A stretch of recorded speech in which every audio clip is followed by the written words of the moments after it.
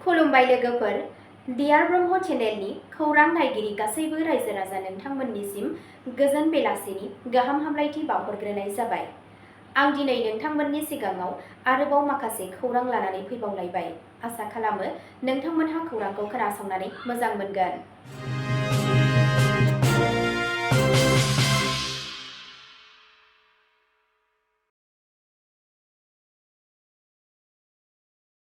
दिनैनि गाहाय रादाबफोराव दङ गोबां अखा हानानै बिल्डिंफोर गोग्लैनायनि जाहोनाव 12 सुबुंफोरा गोमाना दं। इउपिपिएलनि दैदेनगिरि प्रमद बर'खौ बिटिसि बिसायख'थिनि सिगां मोनसे खैसार खालामदों।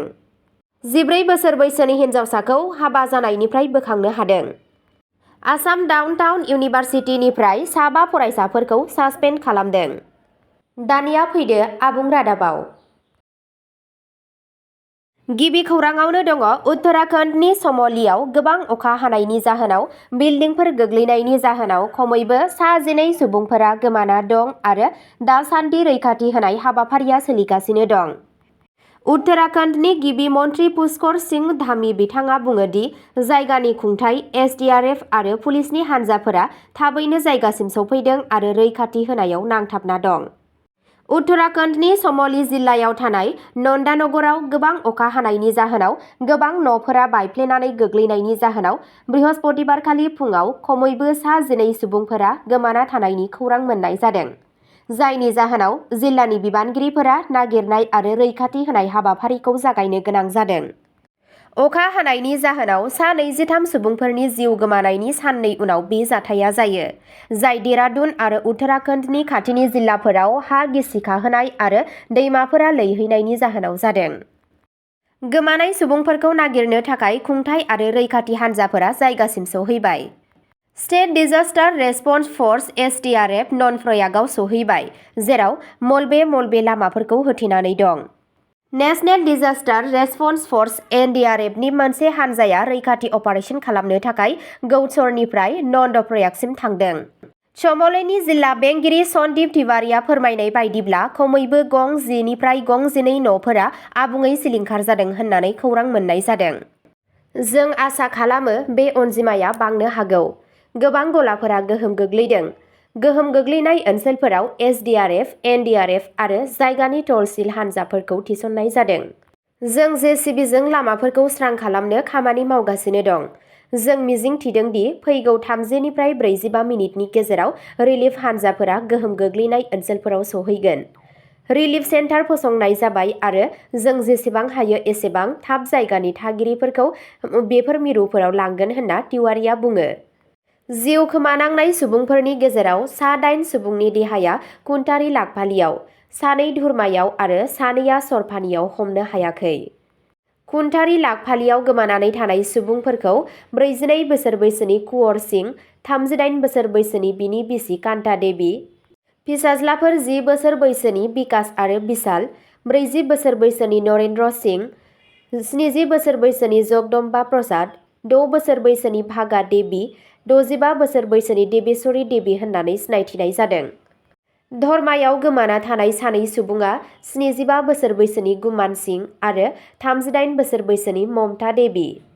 मलबे सिङाव थाबथाना थानाय 2 हिन्जाव आरो 1 गथ'जों लोगोसे 3 सुबुंखौ जायगानि बिबानगिरि, जिल्ला डिजास्टार रेसपन्स फर्स डीडीआरएफ आरो रेभिनिउ हान्जाफोरा जाफुंसारै रैखा खालामो। 150 निफ्राय 200 गामियारिफोरखौ रैखाथि गोनां जायगायाव दैथायहरनाय जादों। जोखोम जानाय सुबुंफोरखौ फाहामथायनि थाखाय नन्दनगरनि सुबुं सावस्रि मिरुआव लांनाय जादों। गिबि मन्थ्रि पुष्कर सिंह धामी बिथाङा बुङो दि जायगानि खुंथाय एसडीआरएफ आरो पुलिसनि हान्जाफोरा थाबैनो जाथायथिलियाव सौहैदों आरो रैखाथि होनायाव नांथाबनानै दं। आं बे आयदानि सायाव खुंथायजों अरायबो रायज्लायगासिनो दं आरो गावनो थासारिखौ नोजोर होगासिनो दं। आं बयनिबो रैखाथिनि थाखाय इसोरनाव आरज गाबो होनना बिथाङा बृहस्पतिबारखालि एक्सआव गावनि पस्टआव मख'दों। मंगलबारखालि जानाय बे जाथायाव डिजास्टार मेनेजमेन्ट अथ'रिटिआ फोरमायनाय बायदिब्ला उत्तराखन्डआव 23 सुबुंनि गोथै सह'खौ बोखांनो हादों, जेराव देहरादुनाव 21 आरो पिथौरागड़ आरो नैनीतालआव सासेआ दं। जेराव समबार आरो मंगलबारनि गेजेराव हरनि समाव जानाय जोमैनि बेरफ्रुनायनि जाहोनाव गोबां सुबुंफोरा दासिमबो गोमानानै दं। नैथि खौराङाव दङ इउपिपिएलनि दैदेनगिरि प्रमद बर'आ बिटिसिनि बिसायख'थिनि सिगां मोनसे खैसार खालामदों होननानै बांसिन मासि मोनगोन होननानै फोथायनाय फोरमायदों। बड'लेण्ड टेरिटरियेल काउन्सिल बिटिसिनि बिसायख'थि खाथिनिफ्राय खाथि सौफैनाय लोगो लोगो इउनाइटेड पिपल्स पार्टी लिबारेल इउपिपिएलनि आफादगिरि प्रमद बर'आ दाबि खालामदों दि माखासे सुबुंफोरा गावनि राजखान्थि मुलाम्फानि थाखाय बिथांनि हेंथायै फाव फान्दायदों। 23 नं बाक्सा जिल्लानि दिहिरा काउन्सिल बियाबनि बर'आ गावनि सायाव होनाय अजदफोरखौ नंखाय आरो राजखान्थिजों थुलुंगा होजानाय होननानै नेवसिगारदों। बिथाङा बुंदों, आं सासे गाज्रि सुबुं नङा, नाथाय गावनि मुलाम्फानि थाखाय माखासे सुबुंफोरा नंखाय बाथ्रा गोसारहोदों। दिनैनि बड'लेण्डआ सिगांनि बादि नङा, गासैबो हारिनि सोलोंथाइ गोनां, गोजोन मोजां मोनग्रा सुबुंफोरा इउपिपिएलखौ हेफाजाब होगोन। बुधबारखालि इउपिपिएलआ बाक्सा आरो खाथि खालानि ओनसोलफोराव गोबां केम्पेइन हाबाफारि लायो। जथुम्मानि उनाव बर'आ बुङो दि दोलोहा बड'लेण्डनि सिङाव थानाय मोन 40 बियाबफोराव सा 2 लाखनिबो बांसिन सुबुंफोरनि मदद दं आरो 26 सेप्तेम्बराव जानो गोनां बिसायख'थियाव मख'जाथाव बांसिन भट मोननो हागोनखौ मिजिंथिदों। बर' बिथाङा इउपिपिएलनि जाफुंसारनायखौ नोजोर होनानै बुङो दि दोलोआ बड'लेण्डनि मोन 26 हारिफोरनि गेजेराव गोजोन, खौसेथि आरो जौगाथायनि फारसे गोसो होदों।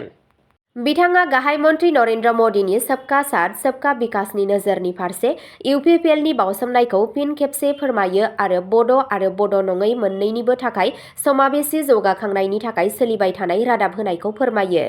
बिपिएफनि गाहाय हाग्रामा महिलारीनि 3 अक्ट'बर खालि समायखिरा लानायनि सायाव सोंथि खालामनायाव बर'आ बेखौ आगोल होननानै फोरमायो। बिपिएफनि जेबो बिसायख'थिनि एजेन्डा गैया आरो हाग्रामाया खालि सिमां नुगासिनो दं। बे बिटिआर बिसायख'थिनि उनाव बिथाङा गावखौनो राजखान्थियारि महरै एरख'नाय मोनगोन होनना बर'आ बुङो। महिलारीनि केम्पेइनखौ सोंखारिनानै इउपिपिएलनि आफादगिरिया बुङो दि बिपिएफनि थांना थानाया सिमां आरो फेस्लानि सायावल' सोनारनाय। बिथाङा बेखौबो बुङो दि महिलारीया दैखांनाय हा मोनथायनि जेंनाया गोदान नङा आरो खालि इउपिपिएलआ सिगांनिफ्राय लानाय हाबाफारिफोरखौ दिन्थियो। थामथि खौराङाव दङ बरपेटायाव सासे 14 बोसोर बैसोनि हिन्जावसाखौ उन्दै बैसोआव हाबा जानायनिफ्राय बोखांनो हादों। फारसेथिं हौवा गोदाना दासान्दि खारखोमानानै दं। बरपेटा जिल्लानि कलकसिया पुलिस थानानि सिङाव थानाय शरियतपुर गामियाव उन्दै बैसोआव हाबा जानायनि मोनसे सोमोनांथाव जाथाय जादों, जेराव 14 बोसोर बैसोनि हिन्जावसाखौ सासे बैसोगोरा सुबुंजों हाबा जानो थाखाय नारसिननाय जादों। बरपेटा जिल्लानि कलकसिया पुलिस थानानि सिङाव थानाय शरियतपुर गामियाव उन्दै बैसोआव हाबा जानायनि मोनसे दुखुनांथाव जाथाया सोराङाव फैदों। खौरां मोननाय बायदिब्ला सासे 14 बोसोर बैसोनि हिन्जावसाखौ सासे बैसोगोरा सुबुंजों जुलि लानो नारसिनदों। पुलिसनि नायबिजिरनायाव बे आयेन बेरेखा हाबाखौ हेफाजाब होनायनि थाखाय दायनिगिरि नखरनि सोद्रोमाफोरखौ सिनायथिनाय जादों।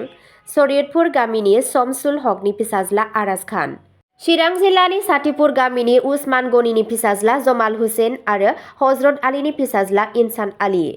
पुलिसआ बे उन्दै हिन्जावसाखौ बे थासारिनिफ्राय बासायनायाव जाफुंसारो, नाथाय हौवा गोदान आरो गोबां दायनिगिरिफोरा दासान्दि हमजानायनिफ्राय बारग'गासिनो दं। रैखाथि होनाय समाव हौवा गोदाननि नखरनि सोद्रोमाफोरा पुलिस बिबानगिरिफोरखौ हेंथा होदोंमोन, जायनि जाहोनाव ओनसोलाव दुंहाव थासारि सोमजिदों। दासान्दि बे जाथायजों लोब्बा थानाय 3 दायनिगिरिफोरखौ हमनानै लानाय जादों। फारसेथिं गुदि दायनिगिरिया दासिमबो हमजानायनिफ्राय बारग'गासिनो दं। बे जाथाया सुबुं समाजनि गेजेराव रागा जोंखांहोदों, जायनि थाखाय थागिबिफोरा थाबैनो राहा लानाय, गासैबो दायनिगिरिफोरखौ थाबैनो हमनांगौ आरो बे मुगैथाव हाबानि थाखाय दायनिगिरिफोरखौ गोख्रों साजा होनो खावलायो। मावख'गिरिफोरा खोथा होदों दि गथ'सा हाबा होबथानाय आयेननि सिङाव नांगौ बादियै आयेनारि राहा लानाय जागोन आरो नायबिजिरनाया सोलिगासिनो दं। ब्रैथि खौराङाव दङ आसाम डाउन टाउन इउनिभार्सिटिनिफ्राय अजद होनाय आयेन बेरेखा खामानिनि थाखाय 5 फरायसाफोरखौ सासपेन्ड खालामनाय जादों। 17 सेप्तेम्बर 2025 निफ्राय जागायनाय बे दोनथ'नाया फरायसाफोरखौ सरासनस्रा थाखोआव बाहागो लानो आरो मुलुगसोलोंसालिजों सोमोन्दो थानाय गासैबो सोलोंथायारि आरो सोलोंथायारि नङै खामानिफोराव बाहागो लानायनिफ्राय उननि फोसावथायसिम होबथायो।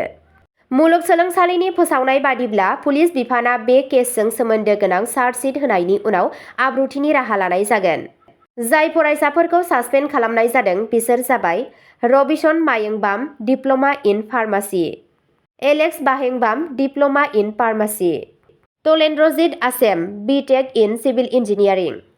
हाउलेम कुमान डाटा साइन्स आरो आर्टिफिशियेल इन्टेलिजेन्सनि सायाव नोजोर होनानै कम्पिउटार साइन्स आरो इन्जिनियारिंआव BLB बिरोंदामिन।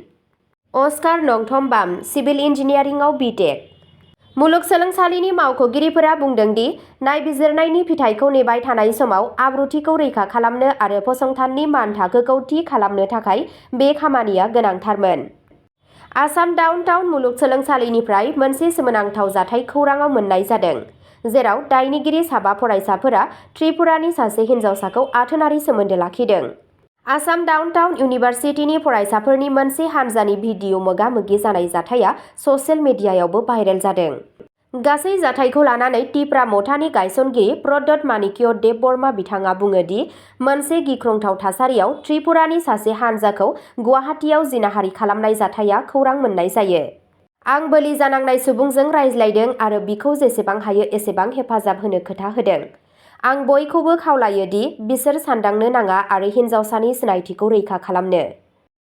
आं खौरां बिजोंनि माखासे बाहागोफोरखौबो खावलायो दि बिसोरो बिबान लानानै खामानि मावनांगौ आरो बे आयदाखौ सनस्निकेस खालामनायनिफ्राय जानगाराव थानांगौ, जाहाथे जों ससियेल मिडिया ट्रायलनिफ्राय गोजानाव थानांगौ।